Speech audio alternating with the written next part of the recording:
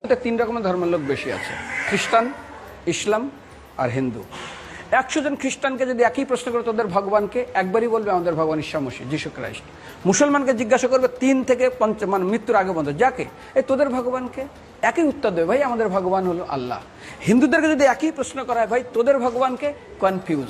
100% Hindu 100% confuse, জানে না ভগবানকে।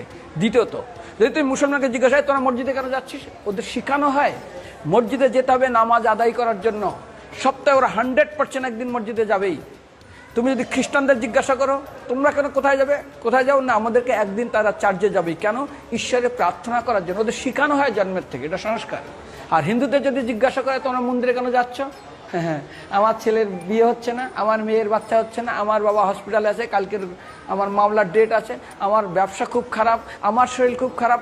99.99 হিন্দু জানে না মন্দিরে কেন আসা উচিত, তাদের ভগবানকে মৃত্যুর পরে কোথায় যাবে। মুসলমানকে জিজ্ঞাসা করবে মৃত্যুর পর কোথায় যাবে, বলবে ভাই নামাজ রোজা যদি না করি দোজকে যাব, অর্থাৎ নরকে যাব। যদি হিন্দুদেরকে জিজ্ঞাসা, ওদেরকে বলবে আর যদি করো নামাজ রোজা করি তাহলে বেহেশতে স্বর্গে যাব। যদি খ্রিস্টানদেরকে জিজ্ঞাসা করো, এই তোমরা যদি আমরা ঈশ্বর আরাধনা করি হেল অর্থাৎ নরকে যাব। যদি বলা হয় যদি করো ঈশ্বর আরাধনা তাহলে তোমরা হেবেন স্বর্গে যাব। আর হিন্দুদেরকে বলে যে তোমরা মরার পরেই 99% হিন্দু এটাই বলে, মিথ্যাই বলে, আমার বাবার সাজ্ঞানে স্বর্গে গিয়ে বসেছে। তোর বাবা কি জমি কেনা আছে নাকি স্বর্গে?